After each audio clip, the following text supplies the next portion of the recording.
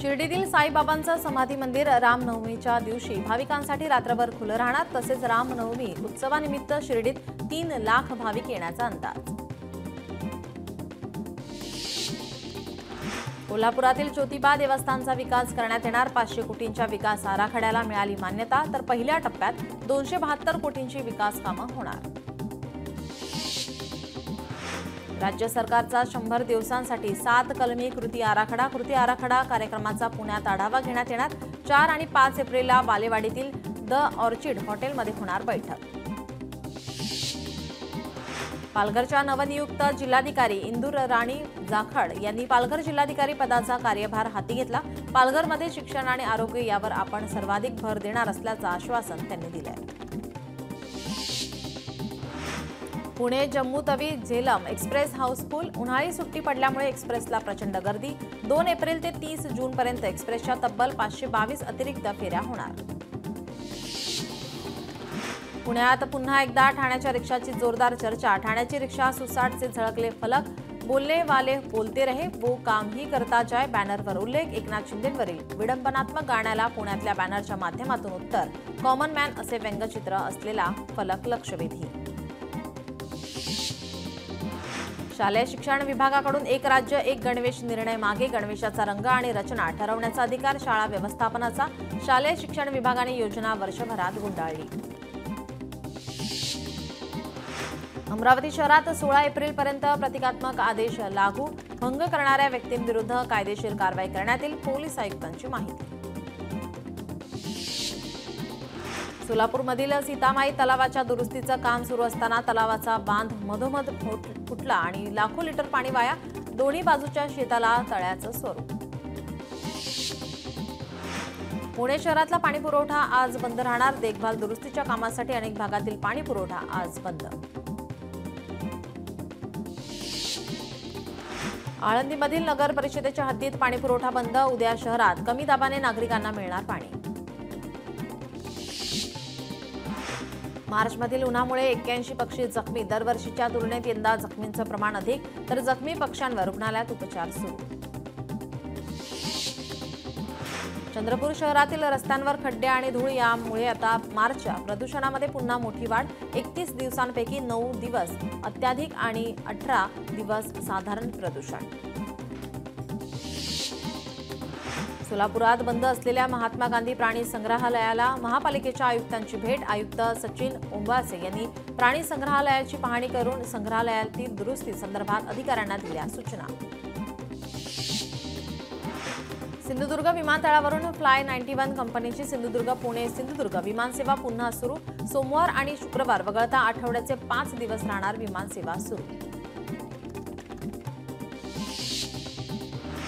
गेल्या अनेक वर्षापासून रखडलेल्या मुलुंडच्या MT अग्रवाल रुग्णालयाचे काम आता अंतिम टप्प्यात। हे रुग्णालय एका खासगी संस्थेला चालवायला देण्याचा घाट पालिका प्रशासनाकडून घातला जाणार।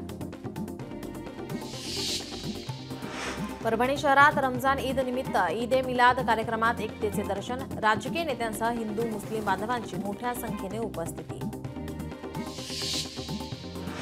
इंदापूर तालुक्यातील निमगाव केतकी या ठिकाणी रंगल्या बैलगाडा शर्यती। प्रथम क्रमांकासाठी 1,11,000 रुपयांचे बक्षीस। स्पर्धेत 400 बैलगाडे सहभागी। अक्कलकोट तालुक्यात हन्नूर गावातील रानमाथ्यावरती हन्नूर केसरी बैलगाडा स्पर्धा।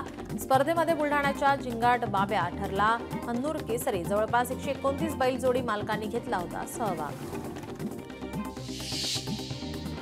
अकोल्यात चक्क पिण्याच्या पाण्यात आढळल्या जिवंत अळ्या। यामुळे नागरिकांमध्ये भीतीचं वातावरण। पिण्याचे पाणी दूषित असल्याने आरोग्याच्या समस्या उद्भवण्याची शक्यता।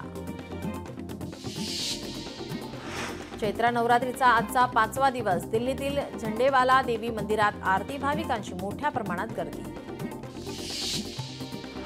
कडक उन्हाच्या झळांनी मुंबईकर हैराण। बाष्पीभवनामुळे मुंबईकरांचा पाणीसाठा अर्ध्याहून झाला कमी। मुंबईतील पाणीसाठा 35%वर। राज्यातील सर्व पथकर नाक्यांवर फास्टॅग अनिवार्य। महामार्गांवर आता सुमारे 11,800 वाहनांना दंड भरावा लागला। सर्वाधिक विना फास्टॅग वाहने मुंबई पुणे द्रुतगती मार्गावर आढळली।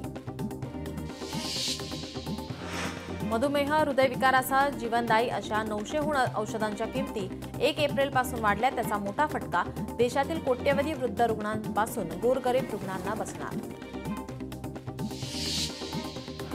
कर्नाटकातील हावरीमधील केरेपेटे महोत्सवामध्ये लोकांनी केली मासेमारी.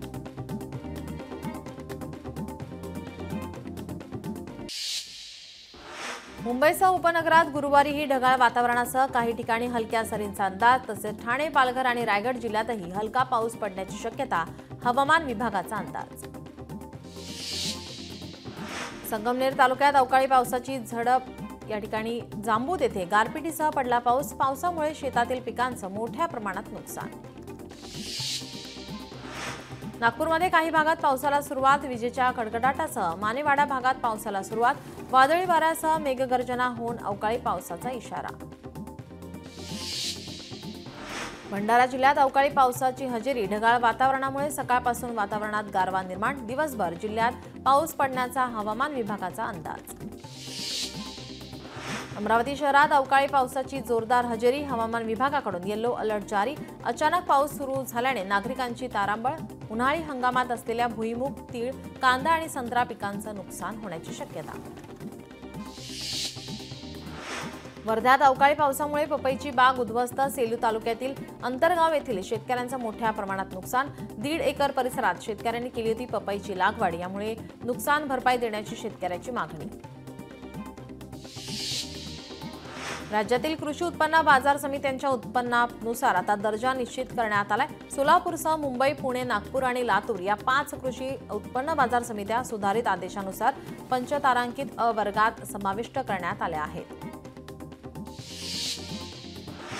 नाशिक तालुक्यातील दारण पट्ट्यातील गावांमध्ये झालेल्या अवकाळी पावसामुळे शेती मालाचे मोठे नुकसान. द्राक्ष बागांसह काढणीस आलेला गहू, कांदे, फळभाज्या आणि पालेभाज्यांचंही मोठं नुकसान.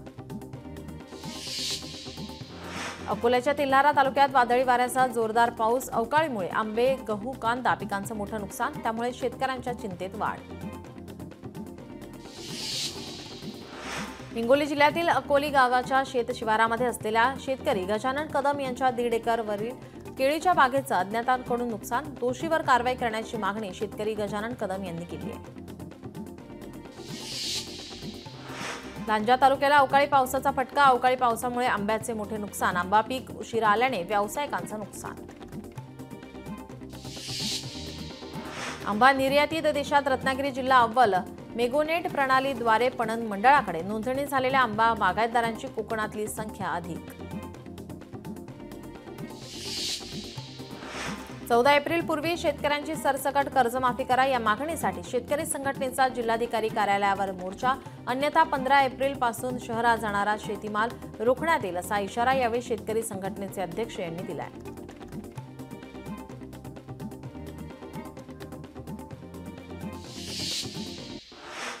मुंबईत बनावट नकाशे सादर करून केलेल्या बांधकामांना दणका. मुंबई महापालिकेने बांधकामे तातडीने निष्कासित करण्याचे आदेश. चंद्रशेखर बावनकुळे यांचे महापालिकेला आदेश. उपमुख्यमंत्री एकनाथ शिंदे यांची आज यवतमाळमध्ये आभार सभा. दुपारी 4 वाजता समता मैदानात आभार सभेला उपस्थित राहणार.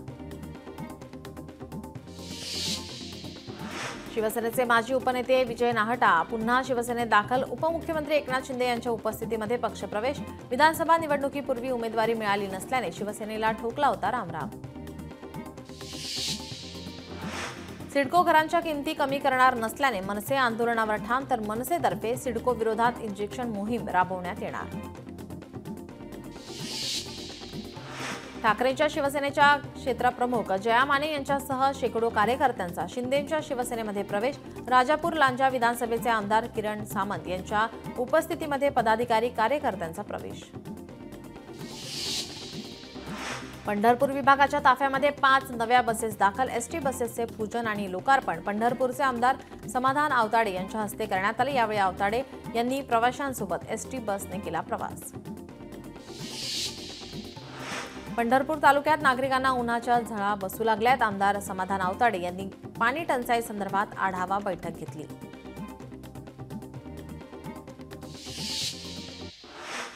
पाकिस्तानचे राष्ट्रपती आसिफ अली झरदारी यांची प्रकृती खालावली. त्यांना एका खासगी रुग्णालयात दाखल करण्यात आले.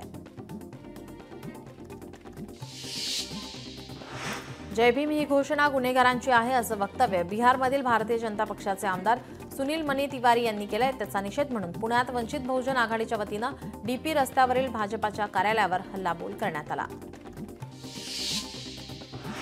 महाराष्ट्र वीज कंत्राटी कामगारांचं आमरण उपोषण आणि भीक मागो आंदोलन। धाराशिव जिल्ह्यातील वीज कंत्राटी कामगारांच्या नियुक्तीबाबत महावितरण कार्यालयासमोर आंदोलन। अहिल्यानगरच्या कर्जत तालुक्यातील कोंभळी आणि खांडवी परिसरातील शेतकऱ्यांनी नियोजित एमआयडीसीला केला विरोध। शेतजमीन बचाव कृती समितीच्या वतीनं आंदोलन करत केली घोषणाबाजी। यवतमाळमध्ये दुचाकीची विक्री करण्यात आलेल्या चोरांना पोलिसांनी केली अटक। 2 चोरट्यांना खडक फाटामध्ये केली अटक। 1,40,000 रुपये किमतीचा मुद्देमाल जप्त। मुंबई सेंट्रल बॉम्बने उडवून देण्याची धमकी देणाऱ्याला अटक। आरोपीला ठाणे परिसरातून अटक। अमरावती शिवशाही बसला आग प्रकरणात एसटी महामंडळाचे 6 अधिकारी आणि कर्मचारी निलंबित। या कारवाईमुळे एसटी महामंडळाच्या वर्तुळात खळबळ। सांगलीत 2 लाखांची लाच घेताना पोलीस ठाण्यातूनच पोलीस उपनिरीक्षकाला रंगेहात पकडलं। या प्रकरणी तक्रारदाराने लाचलुचपत प्रतिबंधक विभागाकडे तक्रार दाखल केली होती। सांगलीच्या कृष्णा नदीमध्ये पोहायला गेलेल्या एका तरुणावर मगरीने केला हल्ला। हल्ल्यात तरुणाचा जागीच मृत्यू। यामुळे वन विभागाकडून नागरिकांना नदीपात्रात जाताना खबरदारी बाळगण्याचं आवाहन।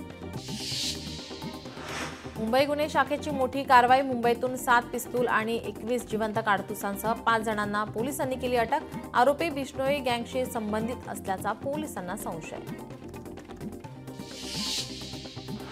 नाकाबंदीमध्ये वाहनाप्रमाणेच तपासले जाणार आता मोबाईल। समाजात तेढ निर्माण करणाऱ्या पोस्ट संदर्भात 15 गुन्हे दाखल। क्षमता समितीच्या बैठकीत पोलीस आयुक्त प्रवीण पवार यांचा इशारा। छत्रपती संभाजीनगरमध्ये चोरीच्या घटनेत वाढ। गंठण मंगळसूत्र चोरीच्या घटना वाढ। गेल्या 2 दिवसांमध्ये 3 घटना समोर। छत्रपती संभाजीनगरमध्ये मुलीने वडिलांचे 11 लाख रुपये पळवले। महिन्याभरात मुलीने परस्पर लग्न केले। वडिलांनीच मुलीवर चोरीचा गुन्हा दाखल केला। महाड दापोली मार्गावर शिवशाही बसचा अपघात। अपघातात 3 प्रवासी किरकोळ जखमी तर ब्रेक फेल झाल्याने घडली दुर्घटना।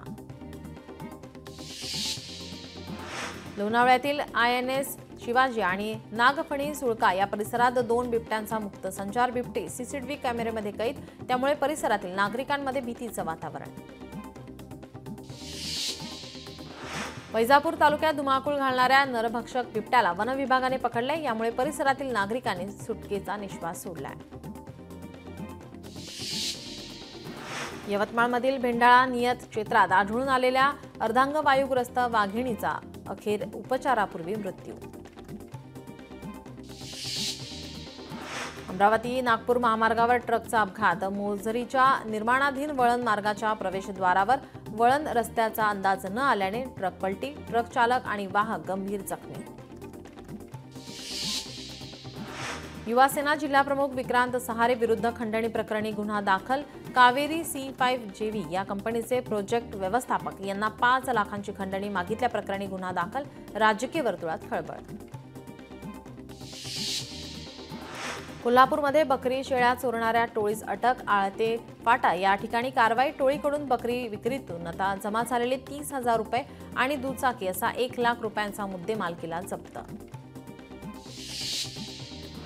गुजरातमध्ये हवाई दलाचे जॅग्वार लढाऊ विमान कोसळलं। एका ट्रेनी पायलटचा मृत्यू, दुसरा गंभीर जखमी। कलावड रोडवरील सुवर्दा गावाजवळ घडली घटना। कॅनोलमध्ये बहीण आणि भाऊ गेले वाहून। खटाव तालुक्यातील शिरसवाडी येथील दुर्घटना। घटनेनंतर राबवण्यात आली शोध मोहीम। चाळीसगावच्या कन्नड घाटाच्या पायथ्याशी पिकअप वाहनाचा भीषण अपघात। अपघातात 3 प्रवाशांचा मृत्यू, 5 जण जखमी। जखमींवर रुग्णालयात उपचार सुरू। उल्हासनगरात 23 वर्षाच्या चोरानं बाईक चोरी करत घातला धुमाकूळ। अखेर या सराईत चोरट्याला उल्हासनगर पोलिसांनी केली अटक। परभणीतील 200 अतिक्रमणांवर हातोडा। पालिका कर्मचाऱ्यांसह पोलिसांचे पथक कारवाईत सहभागी। रत्नागिरी जिल्ह्यात ड्रग्ज विरोधी पोलिसांची कडक अंमलबजावणी. ड्रग्ज विरोधी करणाऱ्या 7 जणांचा तडीपारीचे प्रस्ताव देण्याची सूचना. पोलीस विभागाला पालकमंत्री उदय सामंत यांच्या सूचना.